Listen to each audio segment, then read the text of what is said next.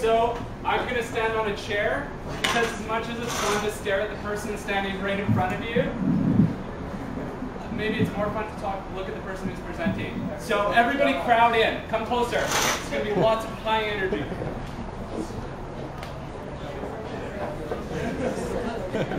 All right, so first of all, my apologies to Sasha. I had one of those crazy busy weeks where it was like waking up at 4:45 in the morning and you're in this meeting all day, so I was supposed to organize all the presentations together and I didn't, so sorry Sasha. Also, this is my first Ignite presentation, which you'll see here, and actually also my first presentation in what? Because the thing is, I work as an engineer. So my days are kind of filled with spreadsheets, which I think is pretty cool, but you'll probably think is pretty boring.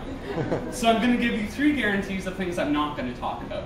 The first is that I'm not going to talk about spreadsheets. The second, and this is kind of surprising, but I'm not going to be talking about international development or poverty policy issues or things related to development in Vancouver. So what you're probably asking yourself is, okay, why is he here? What is he going to talk about? And the answer for you is that I want to convince you in the next 2 minutes and 15 seconds that for 2010, it's January, you're thinking of your new goals, it's not just a new year, but it's a new decade. And for your New Year's resolutions, whether it's for yourself or for your organization or for somewhere that you're volunteering with, you need to make an unrealistic action plan. You heard me right. The engineer is up here, and he's telling you to not think logically and for you to make an unrealistic action plan. Okay, so let me make it clear. The reason I say unrealistic is that when we're thinking about goals, when we're thinking about ideas, so much of the time we think, you know what, there's not enough resources. Well, when it's unrealistic, slam that out of the way. We need more volunteers. Make it unrealistic. And here's a big one. We need to strategize first. No way. Make it unrealistic. Say what you want to do now. Oh, we still don't have enough resources. Unrealistic. We need more money. Unrealistic. I'm hungry. So there's some food here, I think. So you guys can probably just grab some of that. All right, so kind of how I want to tell you about why you need to set unrealistic goals is I'm going to introduce you to 3 pretty amazing people. And the first one that I'm going to tell you about is Christian Beaudry. So Christian was an overseas volunteer with Engineers Without Borders for about a year. And he worked in Ghana with the Ministry of Food and Agriculture, analyzing how they could better create measuring systems for their districts all across Ghana. And the next time you see Christian, definitely ask him about this because it was a very interesting experience. But while he was in Ghana, an important connection that he made was running with different people across the country. And in fact, he organized a run while he was there. And so if we look at where Ghana is, yes, the elephant's cool, but it's more important to know that he was in Ghana, and then he came back to Vancouver. And he had this great run that he did. And when he came back, he thought, you know what? I've got an idea. There's people in Vancouver who are active. They run a half marathon every year that's already happening. And there's tons of people to engage. So he came up with this concept of a run to end poverty. And this was maybe 6 months before the actual run. And in that period of time, he was able to organize the event. We raised over $14,000 and he coordinated a run simultaneously in Ghana. And though this seemed like a completely unrealistic plan when he immediately pitched it, he executed it because he had the drive and he had the passion and he inspired many volunteers and participants in the event. So I think if you can think along Christian's line, you're going to have a really successful goal-setting period for 2010. And yeah, it was exciting. It's here at the event, and it's going to be happening again this year. So definitely keep your ears peeled about it. The next person to meet is Regaya, who you might have even she's right here. Yeah. So probably lots of you know her already. And since I moved to Vancouver last May, when I first got involved with Engineers Without Borders, Regaya was actually the first person that I met. And when I met her, the first thing I noticed was that she dreamed big. She had so many great ideas, and she was thinking outside the box. And sometimes I was like, "Geez, Regaya, how are we going to do this?"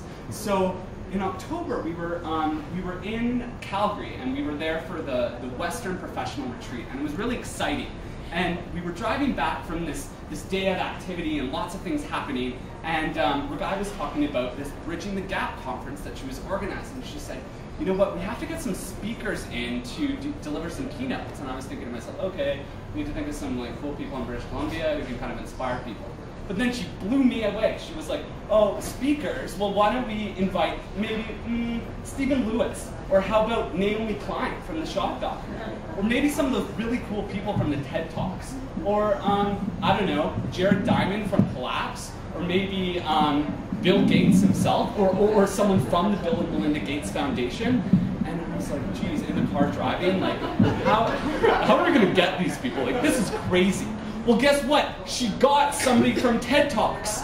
So this is crazy. Hans Rosling is the third most watched TED Talk in all of their websites. And if you haven't been to this website, check it out. They basically run videos of these inspiring speakers who've spoken at conferences in the past sort of 3 years, and this is very impressive. But her dreams and her ability to think unrealistically about what you can achieve and then drive towards it again was so inspiring. And now we have this amazing conference coming up in March that is just gonna be incredible because of this speaker.